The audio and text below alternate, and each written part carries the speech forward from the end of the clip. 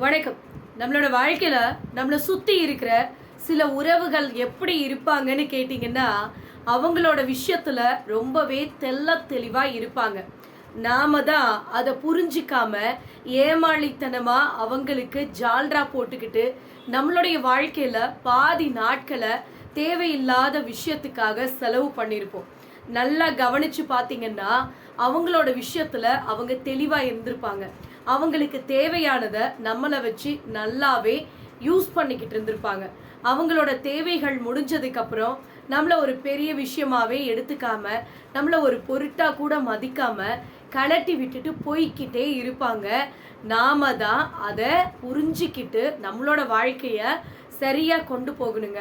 So இவங்கெல்லாம் நம்ம வாழ்க்கையில கடைசி வரைக்கும் வருவாங்க, நமக்காக துணைக்கு நிற்பாங்க அப்படின்னு சில பேர் பொய்யா நடிக்கிறத நினைச்சு நீங்க நம்பிக்கிட்டு இருக்கீங்க அப்படின்னா, உங்களை யாராலையுமே காப்பாற்ற முடியாது. ஸோ இதுக்கு மேலேயாவது நீங்க சூதானமா இருக்கணும். அப்படி இல்லை அப்படின்னா நம்மளை எத்தனை பேர் வந்தாலும் தூக்கி விடவே முடியாது. ஞாபகம் வச்சுக்கோங்க. எதையுமே உங்க வாழ்க்கையில நீங்க மன்னிச்சிருங்க. அது உங்களுடைய கேரக்டரா இருக்கட்டுங்க. யாராவது தப்பு பண்ணியிருக்காங்க அப்படின்னா அதை மன்னிச்சு விடுறது ஒன்றும் பெரிய குற்றம்லாம் கிடையாது. அதை மன்னிச்சிருங்க, அது உங்களோட கேரக்டர். ஆனால் அதை நீங்கள் மறக்காதீங்க, அது உங்களுடைய திமிரா இருக்கணும். ஏன் இதை நான் சொல்கிறேன்னு கேட்டிங்கன்னு வச்சுக்கோங்களேன்.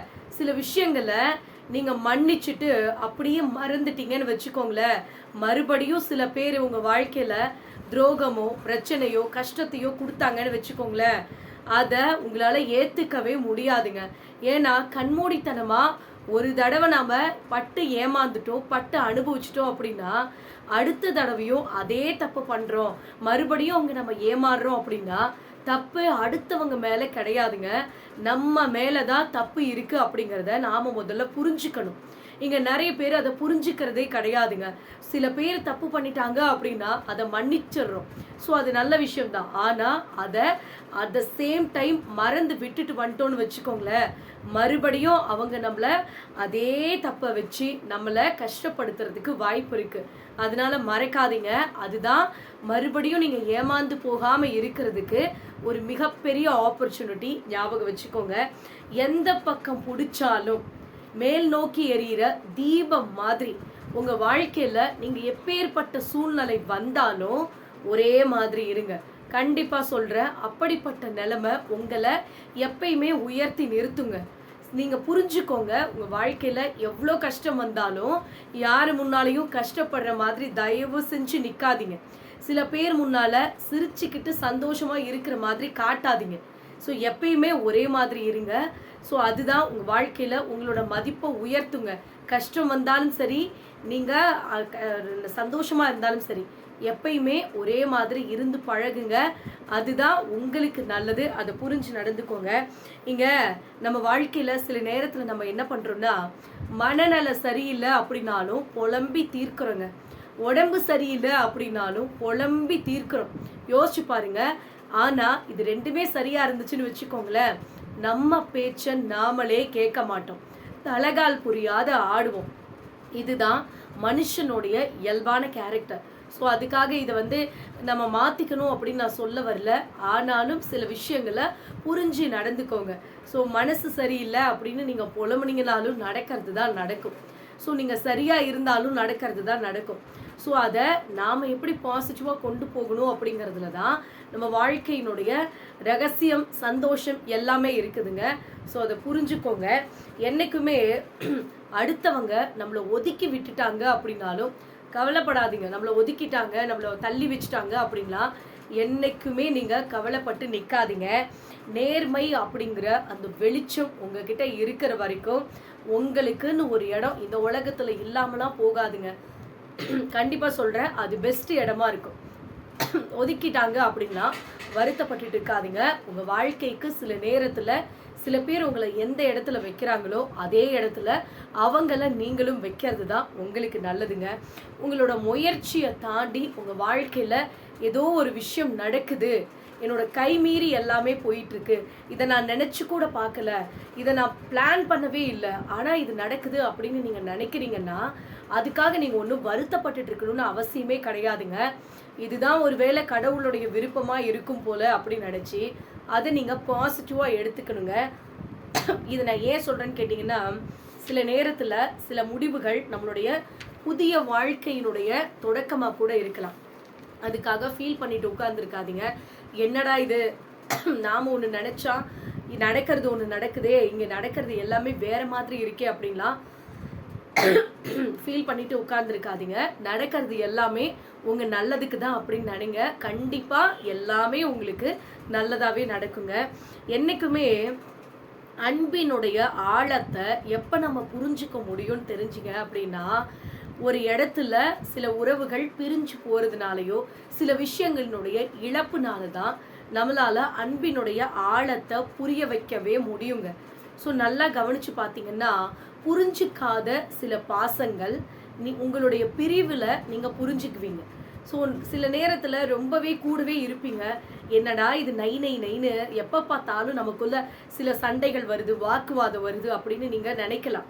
ஆனால் உங்களோட உறவுகள் எப்போ பலப்படும்னு கேட்டிங்கன்னா, நீங்கள் கொஞ்ச நாள் பிரிஞ்சு இருக்கிற அந்த ஒரு சுச்சுவேஷனில் தான், இல்லை ஏதோ ஒரு இழப்பில் தான் உங்களை நீங்கள் புரிஞ்சிக்க முடியும், அன்பினுடைய ஆழத்தை உணர முடியும்.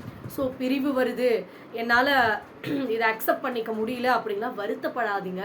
இதை பிரிவில் இருக்கிற அந்த உண்மையான அன்பினுடைய ஆழத்தை உணர ஆரம்பிங்க. என்னைக்குமே கிட்ட முட்ட தூர சேரன்னு சொல்லுவாங்க. சில நேரத்தில் நீங்கள் தூரமாக இருக்கிறது கூட உங்கள் வாழ்க்கையில் சில விஷயங்களை உணர்த்தும், உங்களை சில நல்ல விஷயத்துக்கு கொண்டு போகும். அதனால அதையும் நீங்கள் பாசிட்டிவாக கொண்டு போங்க. என்றைக்குமே நமக்கு இன்னும் நேரம் இருக்குதுப்பா, பார்த்துக்கலாம், அப்புறமா பார்த்துக்கலாம் அப்படின்லாம் நீங்கள் நினைக்கிறீங்கன்னா, இன்னையோட அந்த நினைப்பை தூக்கி மூட்டை கட்டி ஓரமாக வச்சுருங்க. ஏன்னா உங்கள் வாழ்க்கையில் நாளைக்கு பார்த்துக்கலாம், இன்னமும் நம்மளுக்கு நேரம் இருக்குது அப்படின்னு நீங்கள் நினைக்கிற அந்த நிமிஷம்தான் உங்கள் வாழ்க்கையில் பிரச்சனையே ஆரம்பிக்குதுங்க. ஸோ நீங்கள் சில விஷயங்களை உணரவே மாட்டிக்கிறீங்க. ஸோ நமக்கு நாளைக்கு இன்னும் நேரம் இருக்குது அப்படின்னு நினைக்கிற இந்த நேரத்தில் நாளைக்கு வேற ஏதாவது ஒரு விஷயம், வேற ஏதாவது ஒரு வேலைகள் நமக்கு வரலாம். ஸோ அதனால் எந்த செஞ்சாலும் சரிங்க, ஒன்றே செய், நன்றே செய், இன்றே செய், இந்த நேரத்தில் இந்த நிமிஷத்துலேயே செய்யணும்னு சொல்லுவாங்க பார்த்தீங்களா? அது ஒன்றும் சும்மாலாம் சொல்ல கிடையாதுங்க. வாழ்க்கையில் நாளை அப்படிங்கிறது எப்படி வேணாலும் இருக்கலாங்க. ஸோ அதனால் நேரம் இருக்கும்போது உங்களுக்கான வேலையை இன்றைக்கே செய்ய தொடங்குங்க. அதுதான் உங்கள் வாழ்க்கையில் நாளைக்கு நீங்கள் சிறப்பாக வாழ்கிறதுக்கு உங்களுக்கு பயனுள்ளதாக இருக்குங்க. என்றைக்குமே உங்கள் மேலே அதிகப்படியான நம்பிக்கை வச்சிருக்கிறவங்கள நம்ம ஏமாத்திட்டோன்னு வச்சுக்கோங்களேன், அதுக்கு பேர் சாமர்த்தியம்லாம் கிடையாதுங்க. நாம் நினச்சிட்டு இருக்கோம் எப்படியோ பொய் சொல்லி அவங்கள சாமர்த்தியமாக ஏமாத்திட்டோம் அப்படின்னு நினச்சிட்டு இருப்போம். ஆனால் அதுக்கு பேர் சாமர்த்தியம்லாம் கிடையாது, அதுக்கு பேர் நம்பிக்கை துரோகம். நம்ம மேலே அதீதமான நம்பிக்கை வச்சிருக்கிறவங்கள நம்ம ஏமாத்துறதுங்கிறது இருக்குது பார்த்தீங்களா, அது ரொம்ப சில்லித்தனமான ஒரு விஷயம். ஸோ தயவு செஞ்சு மனசு அறிஞ்சு அந்த மாதிரியான விஷயங்களை செய்யாதீங்க. இங்கே பல பேர் நல்லவங்க அப்படிங்கிறதுக்கான சாட்சி என்ன தெரியுமா? அவங்க பண்ணின கெடுதலுக்கு கெட்டதுக்கு சாட்சி இல்லாதது தான் அவங்க நல்லவங்க அப்படிங்கிறதுக்கான சாட்சி. ஸோ இங்கே எல்லாருமே யோக்கியம், எல்லாருமே கரெக்டா அப்படின்னு கேட்டால் கண்டிப்பாக கிடையாதுங்க. எல்லாருமே ஏதோ ஒரு சுச்சுவேஷனில் சூழ்நிலைக்கு தகுந்த மாதிரி சில தவறுகளை செஞ்சுட்டு தான் இருப்பாங்க. தப்பே பண்ணாமல் எல்லாருமே 100% உத்தமர் அப்படின்னா இங்கே ஒருத்தரும் கிடையாதுங்க. அவங்களோட சுச்சுவேஷனுக்கு தகுந்த மாதிரி அவங்க வாழ்க்கையில் சில விஷயங்களை அவங்க செஞ்சுக்கிட்டு அனுபவிச்சுட்டு தான் இருக்காங்க. ஸோ சில பேர் அப்படி இருக்காங்க, நாம தான் தப்பு பண்ணிட்டோம் அப்படின்னு வாழ்க்கையில் கில்ட்டான அந்த ஒரு விஷயத்துலையே வாழாதீங்க. ஏன்னா இங்கே எல்லாருமே கரெக்டுன்னெலாம் கிடையவே கிடையாதுங்க. ஏதோ ஒரு சந்தர்ப்பத்தில் எல்லாரும் ஏதோ ஒரு விஷயத்தில் லாக் ஆகிட்டு தான் இருப்பாங்க. ஸோ சில பேருக்கு அது இன்னும் வரலை, அவ்வளோதான். ஸோ அதுக்காக நீங்கள் பண்ணின தவறு நியாயப்படுத்த நான் விரும்பலை. தப்பு பண்ணிட்டீங்க அப்படின்னா அதை உணர்ந்து இதுக்கு மேலே அந்த தப்பை பண்ணக்கூடாது அப்படிங்கிறத புரிஞ்சுக்கிட்டு வாழ்க்கையை வாழ ஆரம்பிங்க. ஸோ அதை விட்டுட்டு என்னடா இது, நான் தெரியாமல் ஒரு தப்பு பண்ணிட்டேன், இந்த தப்புக்கெல்லாம் மன்னிப்பே கிடையாது அப்படின்னு உங்களை நீங்களே நொந்துக்கிட்டு உங்களை நீங்களே கஷ்டப்படுத்திக்கிட்டு உங்கள் வாழ்க்கையை வீணடிச்சுட்டு உட்கார்ந்துருக்காதீங்க. இந்த உலகத்தில் தப்பு பண்ணின நிறைய பேர் ரொம்ப சுதந்திரமாக சந்தோஷமாக வாழ்ந்துட்டு இருக்காங்க. ஆனால் தெரியாமல் நீங்கள் பண்ணின ஒரு தப்புக்காக மனசுக்குள்ள வெந்து நொந்து நீங்களா தேவையில்லாத உங்களை கஷ்டப்படுத்திக்காதீங்க. என்னைக்குமே இங்கே பழகிற எல்லார் மேலேயும் பாசத்தை தயவு செஞ்சு கொட்டி தீர்த்துடாதீங்க. ஸோ எல்லாரும் பழகுறாங்க, நல்லா பேசுகிறாங்க அப்படிங்கிறதுக்காக அவங்க மேலே உயிரையே வைக்கணும்னு அவசியமே கிடையாதுல்ல. அவங்க பேசுகிறாங்கன்னா நீங்களும் பேசுங்க, அன்பாக இருக்காங்கன்னா அன்பாக இருங்க, தப்பு கிடையாது. அதுக்காக பாசத்தை கொட்டி தீர்த்துடாதீங்க. கடைசியில் அதெல்லாம் வேஷம் அப்படிங்கிறது தெரிய வரும்போது உங்களால் தாங்கிக்கவே முடியாது. அதை அக்செப்ட் பண்ணிக்கிறது ரொம்ப கஷ்டமாக இருக்கும். அதனால எல்லார் மேலேயும் அளவோட பாசத்தை கூட வைங்க, அதுதான் உங்களுக்கு நல்லதுங்க. இன்னைக்கு எது உங்களுக்கு வலிக்குதோ அதுதான் நாளைக்கு உங்களுக்கு வலிமையாக மாற்ற போகுதுங்க. சில உறவுகளுடைய பிரிவு உங்களுக்கு வலிக்கலாம். சில பேர் உங்களை பேசின வார்த்தைகள் உங்களை கஷ்டமாக ரொம்ப வலியை கொடுத்துருக்கலாம். சில நேரம் உங்களுக்கு காசு பணம் இல்லாதது கூட வலியை கொடுத்துருக்கலாம். ஆனால் இந்த மாதிரியான விஷயங்கள் தான் உங்கள் வாழ்க்கையில் நாளைக்கு மிகப்பெரிய வலிமையை உருவாக்க போகுது. ரொம்ப கஷ்டமாக இருக்குதுங்க, இது என்னால் அக்செப்ட் பண்ணிக்கவே முடியல, வலியாக இருக்குது அப்படின்னா வலிக்கட்டும். அந்த வலி தான் நாளைக்கு அது நீங்கள் பட்டு பட்டு பட்டு உங்கள் வாழ்க்கையில் மறுத்து போயிடுங்க. ஸோ இதுக்கு மேலே இதெல்லாம் ஒரு பிரச்சனையே கிடையாது அப்படிங்கிற அளவுக்கு வாழ்க்கையில் நீங்கள் அடுத்த கட்டத்துக்கு போயிடுவீங்க. ஸோ அதுதான் உங்களை வலிமையாக்கும். உங்களை ஸ்ட்ராங்கான ஒரு மனுஷங்களாக மாற்றுறது உங்களுக்கு வரக்கூடிய வழி தான். ஸோ அதனால் எதை நினச்சும் ஃபீல் பண்ணிட்டுலாம் உட்கார்ந்துருக்காதீங்க. எல்லாமே மாறுங்க, எல்லாமே நல்லதாகவே நடக்கும். ஸோ நடக்கிறதெல்லாம் நல்லதுக்கு நினச்சி சந்தோஷப்பட்டுக்கோங்க.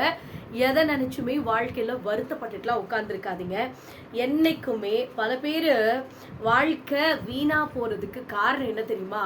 அவங்களுடைய வீம்பாக தாங்க இருக்கும். நிறைய பேர் நல்லா கவனித்து பார்த்தீங்கன்னா வீண் புடிவாதம், வரட்டு கௌரவம், தேவையில்லாத விஷயத்துக்கு கோபப்படுறது, இந்த மாதிரியான வீம்பு தான் அவங்க வாழ்க்கை வீணாக போகிறதுக்கு காரணமாகவே இருக்கும். ஸோ உங்கள் வாழ்க்கையில் அந்த வீம்பை தயவு செஞ்சு இதுக்கு மேலே பிடிச்சிட்டே உட்கார்ந்துருக்காதீங்க. அது எந்த விஷயத்துக்கும் யூஸ்ஃபுல்லே கிடையவே கிடையாது. வாழ்க்கையை வாழ்ந்துட்டு சந்தோஷமாக அனுபவிச்சுட்டு போங்க. வீண் புடிவாதம் எதுக்குமே உபயோகப்படாதுங்க. ஸோ அதனால் புரிஞ்சுக்கிட்டு வாழ்க்கையை சந்தோஷமாக நீங்களும் சந்தோஷமாக இருங்க, உங்களை சுற்றி இருக்கிறவையும் சந்தோஷமாக கொண்டு போங்க. அதுதான் உங்களுக்கு கடைசி வரைக்கும் நிம்மதியை கொடுக்குங்க. அதை விட்டுட்டு எப்போ பார்த்தாலும் மூஞ்சி உருன்னு வச்சுட்டு வரட்டு கௌரவம் வீம்பு பிடிச்சிட்டு உட்காந்துருக்கிறதுலாம் ஒரு பைசாவுக்கு உதவாது, ஞாபகம் வச்சுக்கோங்க. என்றைக்குமே காலம் கடந்து போன சில விஷயங்களை யோசிக்கிறதும், கடந்த காலத்தையே நினச்சிக்கிட்டு யோசிச்சுட்டு உட்காந்துருக்கிறதையும் நிகழ்காலத்தில் உங்களை வாழவே விடாதுங்க. ஸோ நம்ம அதை பற்றி நிகழ்காலத்தை பற்றி யோசிக்கவே மாட்டோம். எப்போ பார்த்தாலும் முடிஞ்சு போன கசப்பான நினைவுகளை அசை போட்டுக்கிட்டே இருக்கிறது. என்னடா இது வாழ்க்கை, இது இப்படி நடந்துருச்சு, ரொம்ப கஷ்டமாக இருக்குது அப்படின்னு முடிஞ்சு போனதை நினச்சி வருத்தப்பட்டுட்டே உட்கார்ந்துருக்காதீங்க. இருக்கிற இந்த நிகழ்காலத்தை சந்தோஷமாக அனுபவித்து வாழ உங்கள் மனசு இடம் கொடுக்கவே கொடுக்காது. எப்போ பார்த்தாலும் உருன்னு கஷ்டமாகவே தான் இருக்கும். அதனால் புரிஞ்சுக்கோங்க. இன்றைக்கி தூங்கும்போது நிம்மதியாகவும் எழுந்திருக்கிறப்ப சந்தோஷமாகவும் யார் ஒருத்தர் இருக்கானோ அவன் வாழ்க்கை தாங்க உலகத்திலேயே மிகப்பெரிய கோடீஸ்வர வாழ்க்கை. ஸோ நம்ம நினச்சிட்ருக்கோம் காசு பணம் இருந்தால் சந்தோஷமாக இருக்கலாம், காசு பணம் காரு எல்லாம் இருந்துச்சு அப்படின்னா ஜாலியாக இருக்கலாம், வாழ்க்கையை நல்லா அனுபவிக்கலாம், என்ஜாய் பண்ணலாம் அப்படின்னு நீங்கள் வேணால் நினச்சிட்ருப்பீங்க. ஆனால் அதெல்லாம் சுத்தமான பொய்ங்க. பணம் நிறையா இருக்கிற பணக்காரங்க கிட்ட போய் கேட்டு பாருங்களேன், அவங்க வாழ்க்கையிலையும் நிம்மதியாக இருக்காதுங்க. உண்மையாக நடந்த ஒரு சம்பவம் இதுதாங்க. ஸோ எனக்கு தெரிஞ்ச ஒருத்தவங்க நல்ல வசதி, நல்ல பணக்காரங்க. ஸோ அவங்க வாழ்க்கையிலலாம் ரொம்ப ஹாப்பியாக இருக்கிற மாதிரி அவங்க ப்ரொஜெக்ட் பண்ணுவாங்க. எப்பயுமே நான் கூட நினச்சிருக்கேன். ஸோ நம்மளாம் இந்த மாதிரி நல்ல வசதியாக நல்ல பெரிய பங்களா, காரு, லக்ஸுரியான காரு இந்த மாதிரிலாம் இருந்துச்சுன்னா நிறைய இடத்துக்கு டூர் போகிறாங்க, பிடிச்ச மாதிரியாலாம் வாழ்க்கையை என்ஜாய் பண்ணுறாங்க அப்படின்னு நினச்சி நான் கூட நினச்சிருக்கேன். ஆனால் சில நாள் அவங்க போட்ட அந்த ஸ்டேட்டஸு, அவங்க மன வலிமை, மனசு வலிக்கிற மாதிரி வச்சுருந்த அந்த விஷயங்கள், அப்புறம் அவங்க கிட்ட பேசும்போது தான் தெரிஞ்சுது அவங்க ரொம்ப கஷ்டத்தில் மனசு உடைஞ்சு போய் இருக்காங்க அப்படின்னு தெரிஞ்சுது. ஸோ சில விஷயங்களை புரிஞ்சுக்கணுங்க. எவ்வளோ பெரிய பணக்காரங்க வசதியாக இருக்கவங்களா இருந்தால் கூட கஷ்டம் அப்படிங்கிறது எல்லாருக்குமே ஒன்று தாங்க. ஸோ கஷ்டங்கள் வரத்தான் செய்யும். ஆனால் யார் ஒருத்தர் நிம்மதியாக தூங்கிட்டு சந்தோஷமாக எழுந்திருக்கிறானோ அவனுக்கு தான் உண்மையாகவே சந்தோஷமாக நிம்மதியான மனநிறைவான வாழ்க்கை, பணக்கார வாழ்க்கை, கோடீஸ்வர வாழ்க்கை அப்படின்னா அதுதாங்க. ஸோ பணம் இருந்துட்டால் மட்டும் போதாதுங்க சந்தோஷமாக இருக்கிறதுக்கு. நிம்மதியாக இருக்கணும் அப்படின்னா நீங்கள் நிம்மதியாக இருக்கணும், உங்கள் மனசை நீங்கள் நிம்மதியாக வச்சுக்கணும். அதுதான் சந்தோஷம் அப்படிங்கிறத புரிஞ்சுக்கிட்டீங்க அப்படின்னா வாழ்க்கை சிறப்பாக சூப்பராக இருக்குங்க. ஸோ நான் சொன்ன இந்த எல்லா விஷயத்தையும் நீங்கள் கவனிச்சிங்க அப்படின்னா வாழ்க்கையில் எல்லா கஷ்டங்களும் வரத்தான் செய்யும். அதை எப்படி நாம் ஹேண்டில் பண்ணுறது அப்படிங்கிறது தான் விஷயமே. அதை பாசிட்டிவாக ஹேண்டில் பண்ணிங்க அப்படின்னா நடக்கிறது எல்லாம் நல்லதுக்கே நடக்கும், எல்லாமே உங்களுக்கு சந்தோஷமாக இருக்குங்க. ஸோ அதை விட்டுட்டு எப்போ பார்த்தாலும் புலம்பிட்டு அழுது தீர்த்துக்கிட்டே இருந்தோம் அப்படின்னா எதுவுமே மாற போகிறது கிடையாது. கடைசி வரைக்கும் புலம்பிக்கிட்டே உட்காந்துருக்க வேண்டியதுதான். ஸோ இந்த வீடியோ பதிவு கண்டிப்பாக உங்களுக்கு பயனுள்ளதாக இருக்கும் நம்புகிறேன். அப்படி இருந்துச்சுன்னா மறக்காமல் கமெண்ட் பண்ணுங்கள், லைக் பண்ணுங்கள், ஷேர் பண்ணுங்கள், சப்ஸ்கிரைப் பண்ணுங்கள். நன்றி, வணக்கம்.